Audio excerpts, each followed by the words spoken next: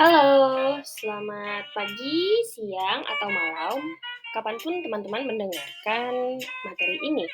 Kali ini kita akan membahas mengenai filsafat nilai atau aksiologi dalam mata kuliah filsafat umum. Nah, sebenarnya saya yakin di antara teman-teman pasti akan bertanya, apa sih filsafat nilai itu atau aksiologi itu apa? Kenapa kita mempelajari filsafat nilai? Kenapa kita nggak langsung saja membahas tentang etika atau estetika di dalam filsafat nilai itu sendiri? Tapi di antara teman-teman ada nggak yang bisa menyebutkan apa itu filsafat nilai? Sebelum memasuki slide ini, saya akan membahas bahwa filsafat nilai atau aksiologi itu merupakan salah satu cabang umum filsafat yang membahas secara esensial, yang membahas nilai sampai ke hakikatnya. Jadi, filsafat nilai itu adalah cabang umum filsafat yang mengkaji nilai secara filosofis, gitu ya. Nah, pertanyaannya adalah, kenapa sih kita membahas tentang nilai? Jadi, pada dasarnya, manusia itu selalu berkaitan dengan nilai, selalu terkait dengan nilai. Jadi, apapun yang teman-teman lakukan, apapun yang manusia itu lakukan, itu pasti akan memiliki makna. Nah, makna ini sebenarnya yang kita sebut sebagai nilai. Perbuatan dan hidup manusia mempunyai makna sejauh kemampuan diri untuk mengaktualisasikan dan mengembangkan nilai luhur yang diyakininya. Jadi, setiap apapun yang dilakukan oleh manusia, itu sebenarnya didasari oleh keyakinan yang disandarkan pada nilai. Gitu. Nilai akan selalu mempengaruhi tindakan, nilai juga akan menjadi sebuah norma atau pegangan pada manusia. Teman-teman juga pernah mendengar bahwa man is animal symbolicum atau manusia itu adalah binatang yang bersimbol gitu ya. Atau juga pernah mendengar istilah nilai yang baik itu akan mengarahkan pada perbuatan yang terpuji. Atau ada juga yang sebenarnya nilai itu juga akan mengarahkan pada manusia untuk mencapai tujuan hidupnya yaitu kebahagiaan. Nah, tentu saja sebelum memasuki bahwa nilai itu hanya batasan mengenai baik buruk moralitas atau nilai itu hanya berdasarkan indah atau tidak indah, estetis atau tidak estetis. Kita belum sampai ke sana. Sebelumnya, kita akan membahas dulu apa sih nilai itu. Apakah nilai itu scoring ketika tanding bola voli antara jurusan IAT melawan AFI? Itu skornya IAT 9, skornya AFI 15. Voli itu sampai berapa sih? 15 nggak sih? Apa 21? Atau misalnya nilai itu grade. Nilai saya, IPK saya bernilai 3,6.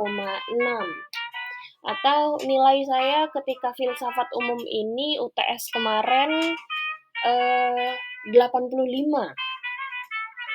Atau kalau nilai kamu kurang dari KKM berarti kamu belum lulus.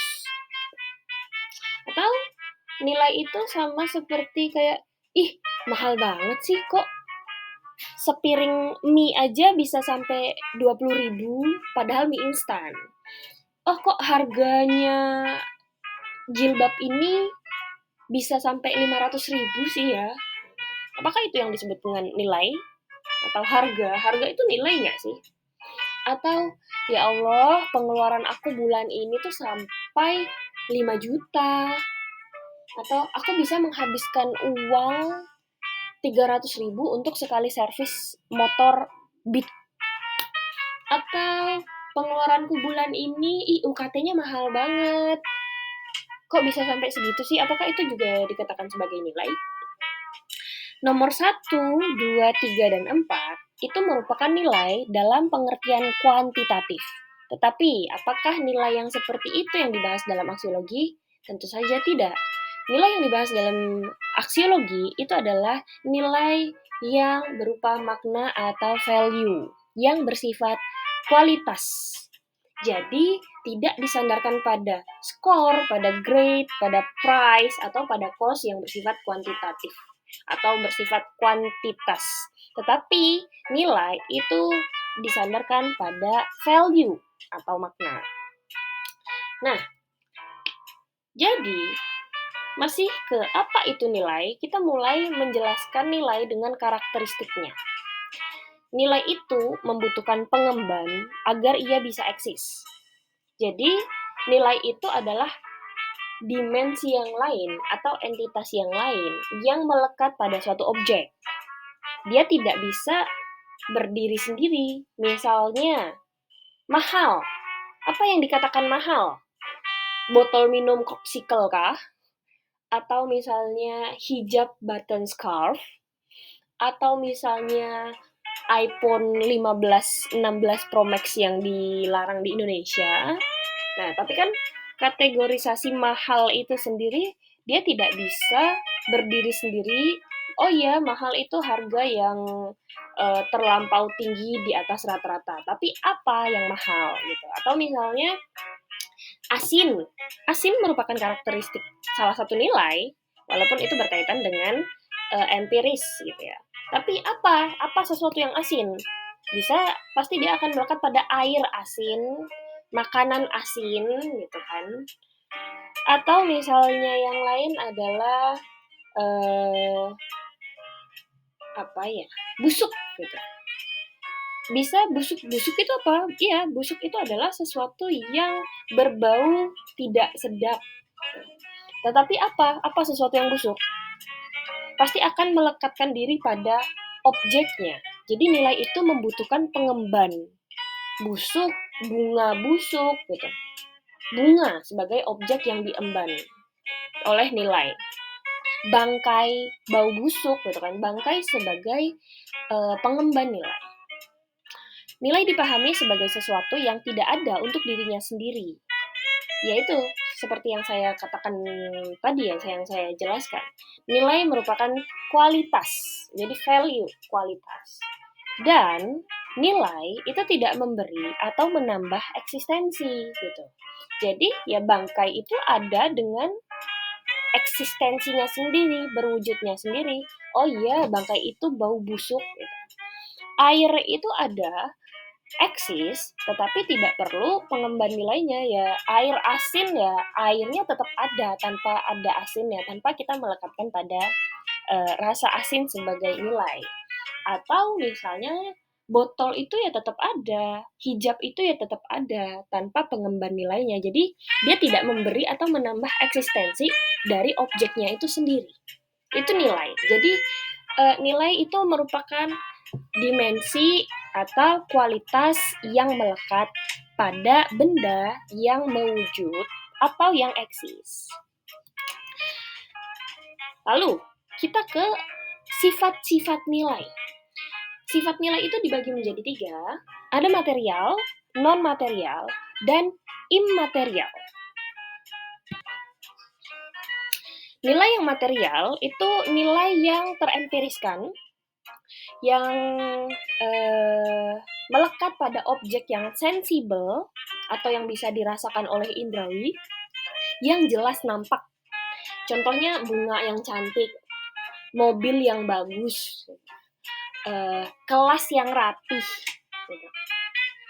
Lalu ada juga sifat nilai yang non-material. Dia nilai yang bukan materi, tetapi berkaitan dengan materi. Jadi, ini bisa dikatakan sebagai sesuatu dimensi yang metafisik gitu. Contohnya adalah perasaan atau emosi. Atau misalnya nilai-nilai dalam kaitannya dengan manusia gitu. Misalnya ya perasaan atau emosi, marah, senang, sedih gitu ya. Atau misalnya nilai yang non material itu ya kebahagiaan, terus keberkahan, atau misalnya keadilan, kejujuran. Nah, itu kan adalah nilai yang bersifat non material. Tapi ada juga nilai yang bersifat immaterial. Nilai itu tidak material, juga tidak berkaitan dengan materi. Tidak material itu tidak berkaitan dengan materi. Kalau non material itu kan tadi bukan materi, tidak material, tetapi berkaitan dengan materi sebenarnya. Contohnya di sini Tuhan.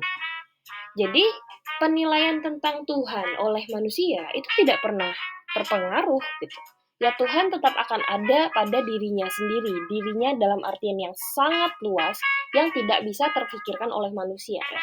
Jadi ya udah, tidak bisa direduksi dengan apapun.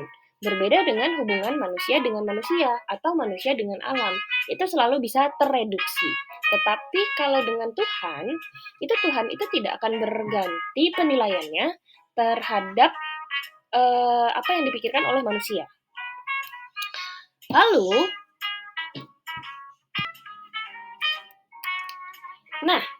kita membahas tentang pengemban nilai. Contoh, aku menemukan kitab yang langka. Ini khususnya buat teman-teman IAT kali ya. Ya, atau bisa jadi juga buat teman-teman AFI. Aku menemukan kitab yang langka. Di situ ada value object atau objek yang bernilai, lalu ada carrier of the value atau pengemban nilai, dan ada juga locus of the value atau kedudukan nilai. Gitu ya. Nah, pertama, dari aku menemukan kitab yang langka, value object atau objek yang bernilainya itu adalah kitab yang langka. Itu objek yang bernilai, kitab yang langka. Pengemban nilainya itu adalah kitab. Sementara locus of the value-nya itu adalah yang langka, yang susah ditemui, yang wah ternyata dari sekian banyak perpustakaan saya hanya menemukan kitab ini di Fakultas Usuluddin dan Humaniora UIN Wali Songo Semarang. Oh, keren nggak tuh gitu ya. Nah, silakan teman-teman coba cari contoh yang lain yang lebih kompleks ya. Jadi, mana value objeknya, mana carrier of the value-nya, dan mana locus of the value-nya. Selain yang ini, jangan hanya sebatas, oh aku menemukan mobil yang bagus ya, yang agak kompleks sedikit lah. Selanjutnya, ada karakteristik nilai yang juga dibagi menjadi 3 gitu ya. Jadi nanti teman-teman kalaupun misalnya pas ujian atau kuis memang harus menghafalkan ada 3 pembagian, ada sifat, ada pengemban, dan ada karakteristik nilai yang masing-masingnya itu dibagi menjadi 3. Jadi karakter nilai yang pertama itu universal yang tidak tergantung pada situasi apapun. Itu karakteristik nilai. Berbeda dengan tadi sifat nilai ya. Apa bedanya sifat dan karakteristik gitu ya? Agak beda lagi nanti. Yang universal itu contohnya keadilan, ketuhanan, dan kemanusiaan. Lalu ada karakteristik nilai yang bersifat absolut, tidak bisa diubah, dan bersifat tetap. Jadi contohnya Asmaul Husna misalnya di dalam Islam, Allah Maha Kuasa, Allah Maha Pengasih, itu kan bersifat nilai yang absolut gitu. Karakteristik nilai yang absolut ini biasanya memang hanya bersifat pada nilai-nilai spiritual atau kekudusan yang mengarah kepada Tuhan. Gitu. Lalu yang paling sering, yang memang menjadi kajian dalam aksiologi ini atau filsafat nilai, itu nilai bersifat relatif. Nilai itu memang dalam aksiologi itu ada subjektivisme dan objektivisme. Tergantung pada nilai yang subjektif, kalau nilai yang relatif. Jadi, misalnya kita melihat sesuatu itu bagus, oh saya lebih suka kemeja yang kotak-kotak, oh nggak bagus itu kalau kemeja kotak-kotak, kata temannya. Saya lebih suka kemeja yang polos, oh itu juga nggak bagus, kata temannya yang lain. Yang bagus itu kemeja yang ada gambar One Piece, misalnya gitu. Atau misalnya indah, sesuatu yang indah. Menurut saya ya laut Jawa yang bisa kita lihat dari kantin kampus 2 itu ya indah gitu ya. Oh enggak, menurut saya laut yang ada di Pantura itu yang bisa dilihat dari kampus 2 yaitu jelek sih, ya biasa aja sih gitu kan, tidak indah. Lalu ada juga yang kategorinya baik. Ih, si siapa nih misalnya? Si Zulfan itu baik kok sama aku, kata Vino. Oh enggak, tapi si Zulfan itu kadang jahat sama aku. Bukan jahat sih, nggak baik sama aku. Dia nggak mau minjemin motornya. Itu kata Inam. Nah, misalnya gitu. Oh enggak, ternyata baik itu relatif gitu ya. Dia baik ada maunya. Nah, itu adalah salah satu contoh karakteristik nilai yang sebenarnya tergantung pada si subjek yang menilai. Berbeda dengan aliran objektivisme, berarti nilainya itu memang disandarkan pada objeknya itu sendiri. Biasanya yang bersifat objektif itu pasti memiliki indikator. Jadi misalnya kursi dikatakan utuh. Utuh itu berarti ada indikatornya, oh berapa bautnya, oh warnanya sama apa enggak, di antara kursi-kursi yang di kelas. Oh kursi ini jelek secara objektif gitu, bukan hanya sebatas subjektif. Karena ada tolak ukurnya.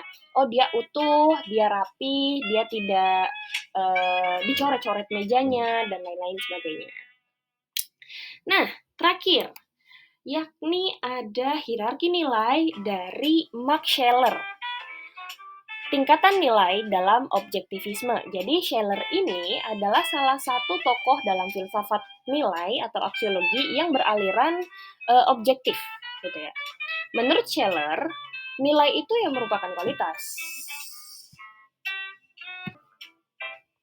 Nilai tersusun secara hierarkis, yaitu ada nilai yang lebih tinggi dan lebih rendah. Nah, tetapi nilai itu bukan merupakan klasifikasi kalau dalam hierarki nilai ya. Jadi dalam hierarki nilai, nilai itu memang tersusun lebih tinggi dan lebih rendah, tetapi bukan merupakan klasifikasi. Itu menurut Max Scheler.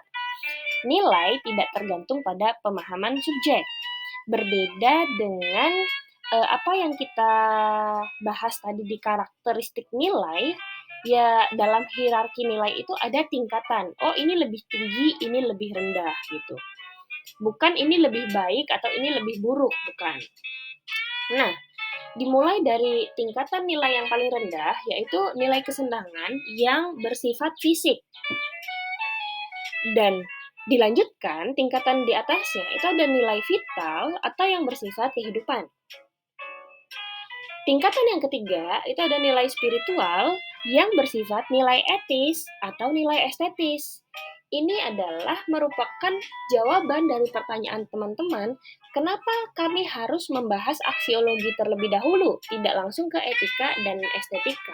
Karena dalam pembahasan aksiologi, itu kita harus meletakkan dulu definisinya, pembagian nilai-nilainya, ada sifatnya, ada pengembannya, bahwa dalam tingkatan nilai atau hierarki nilai, nilai etis dan estetis itu pun di atas setelah nilai kesenangan dan nilai vital, yaitu nilai spiritual. Jadi, etika dan estetika itu sebenarnya bersifat metafisik atau spiritual yang belum sampai hubungannya dengan Tuhan. Belum, baru etis dan estetis yang bersifat universal di manusia gitu ya. Nah, yang terakhir itu ada nilai kekudusan, kesucian, atau nilai profan, yakni ini nilai-nilai ketuhanan gitu. Ini yang menjadi landasan nilai-nilai di bawahnya. Jadi yang paling puncak itu adalah nilai kekudusan atau nilai profan. Contoh aja biar lebih gampang dalam hierarki nilai misalnya. Dalam tradisi sedekah bumi, atau enggak deh, kalau sedekah bumi itu teman-teman lebih sering ya. Oh, tapi boleh lah, sedekah bumi aja. Tadinya saya mau mengambil contoh tentang cap gomeh gitu, yang sering dilakukan di Pontianak oleh etnis Tionghoa. Tapi ya sudahlah, kita ambil contoh sedekah bumi. Nilai kesenangan itu ada ketika persiapan menjelang pelaksanaan tradisi sedekah bumi. Jadi belanja, menghias kue, atau bahkan ketika tradisi sedekah buminya itu teman-teman makan yang enak-enak gitu kan. Kapan lagi nih ketemu sama ayam kampung yang diungkep seharian, misalnya gitu, atau semalaman gitu. Nah itu bersifat fisik saja.